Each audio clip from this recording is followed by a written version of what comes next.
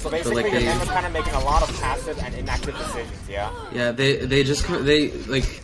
Like they need to, like Honestly, what they need to do is they need to like make more active decisions. Like they need to yeah, like like they kind of I don't want to sound mean, but they kind of just AFK whenever it's a team fight. Yeah. Like they're just kind of like doing If that's the case, usually what you want your if that's the case, usually you want your teammates to start looking for more active decisions. Like, what's an active decision? Hammer. What's an active decision? Press left click. Press exactly. W.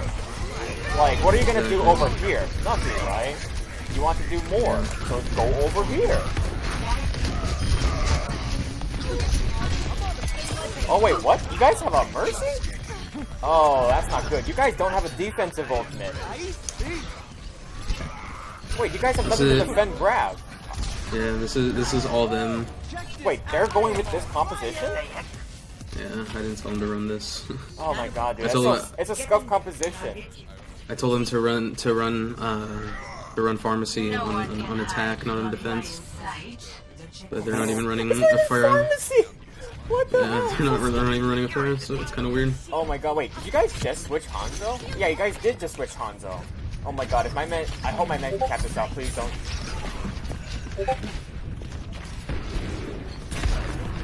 Oh my god, my fucking Lucio players need to like up this game.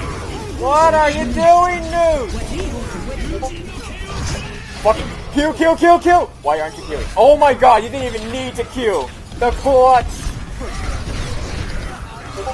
Who needs a sound barrier when you can just kill again? We have this problem so much, man. We're just choking a lot. Is there like, do your men get nervous? I think they do. I think they get very nervous when the fight is actually happening. It's like, they just kind of forget, like, to use their abilities. Well, I wouldn't say like they're like, oh, you know, they like freak out, but like you can tell that they're like, they don't really know what's happening on their screen. Exactly. That's why you like have them focus. You have them like poise themselves, center their mind, focus on one thing, be focused, stay calm, and then and then look forward. You like how Jay Jonak meditates before his matches? Yeah, I heard about that. Does he actually do that? He actually does that, and what it allows him to do is that it allows him to stay calm. There's actually something that I learned interestingly from CSGO. There's this one psychologist named Mia Stelberg that talks about focus and focus and being calm and like why you don't want to be stressed, because when you're kind of like stressed, it affects a lot of your things. It distracts your thinking with about failing and stuff. Remember the Dallas field when they went 0-4 against the Shock and 0-4 against the Guangzhou Charge? Yeah. They were, that time when they actually got crushed, they were thinking about just so many mistakes. You ever notice how like the Dallas field like played very passive in both of those matches? And like very uncoordinated? Yeah. That's like what happened. That's like kind of like the reason. What happened was that they were just super stressed, they were so worried about making mistakes that they weren't able to stay focused in the game and just focus on winning. That's what I had my men do. I just had them center themselves, focus on winning, and just do their best to crush you guys. Like what I did is I made sure the only thing they thought about was just making sure you guys got destroyed. Pretty much. Well, the thing with them is I kind of told them the opposite. I told them to focus on improving and getting better at the game rather than winning. Oh, but like only that's like only applicable in a scrim setting. I don't think they like make the differentiation like in a tourney like this. Yeah. You should have told your men that you want them to destroy our team. Like, at this moment, this is the time for them to shine. This is where you tell your men to fucking turn into lions and roar their fucking loudest. They roar. This is where you put all that improving into practice. Exactly. This is where you put that focus, that push hard, that try hard. Yeah. Well, I told them that like in the scrim, like not before the game. Like I told them like you know, before the game started, don't be nervous. Like just remember what I taught you. Remember what we've been going over, and just kick ass. Yeah. You know what I did? I literally shouted at them. I'm just like, fucking destroy them. Do not let them. I want you to destroy them, okay? I want you to bury them in the grave. Like, that's what I told them on fourth map. I'm like, what I made sure is I spoke so passionately that I could, like, destroy you guys. So that way, they're extremely motivated. They, like, have that fire in them to just now win as hard as they possibly can. That's what I made sure. They were the most coaching a lower SR team is harder than I thought. It is harder. I thought it would be like a little more easier, but at the same time, I was also like wary of like how difficult it would be. Luckily, luckily I just kind of did as much research as I could. Yeah. I was able to come up with like I was able to start coming up with lessons. Yeah, I kind of. Yeah, I'm still looking at like better ways to coach people. Like I said, we're both relatively new. Yeah. I've asked a few people. I'm gonna coach. I'm gonna be a coach for another team. It's a little bit of a higher tier team over there. Yeah. Like this just can't happen. Drake just you walked may need to forward and prepare we more did nothing. counterplay. You're not preparing enough counterplay for our combos and our strats. Yeah. Get in there. Like you need to like prepare counterplay. You need to prepare hell? advantage taking. Like granted, it's all advanced, but it's something that us basic humans that can understand. So as long as they can understand, hey, I have this advantage. Yeah, Let's that's like one of their hardest things, especially for our Lucio, because like they don't know when to like press forward when we have an advantage, like to speed when we have an advantage. That's and why I told our Lucio like you know, more or less you kind of control the engages of the fights with your speed. Yeah, that's Like, why. If you're speeding, more than likely your team is gonna follow you. Oh my god, that flash! Yeah. So this Like, is what I they're told. gonna This is follow. actually what I told my Lucio. And it's not this Lucio new. It's the other Lucio, my other Lucio player. I told her that you need to recognize when to push. And so what I actually had her do while we were doing our block review is I would tell her, tell me, is this a good time to push? And then she would like tell me yes or no. And then sometimes I would just completely leave it blank, play the entire match, and she would pause the video, and then she would tell me, oh yeah, this is a good time to push. You know? Yeah.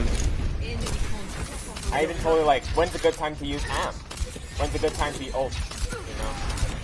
I try to do that as well. Like if we're like going over a bot or whatever, like I pause it and I tell them like, so what could you have done differently right here, or what could you have done more efficiently to do this? What I try to do is I try to not make my coaching vague. What I try to do is I give them an objective to be aware about. What I tell them is what they're doing wrong. What are you doing?